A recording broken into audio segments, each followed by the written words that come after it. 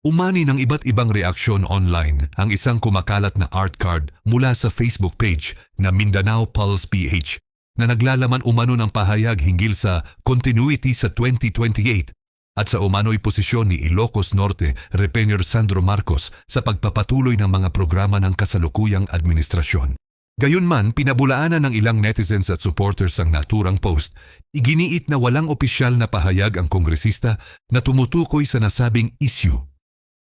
Ayon sa kanila, wala ring lumabas na katulad na ulat mula sa mga lehitimong news organizations at hindi rin ito makikita sa opisyal na social media accounts ni Marcos. Bukod dito, may mga nagsasabing ang naturang art card ay bahagi umano ng disinformation campaign na layong siraan ng First Family at magdulot ng negatibong reaksyon mula sa publiko. Gayunpaman, wala pang opisyal na kumpirmasyon mula sa mga kinauukulan hinggil sa pinagmulan ng naturang material.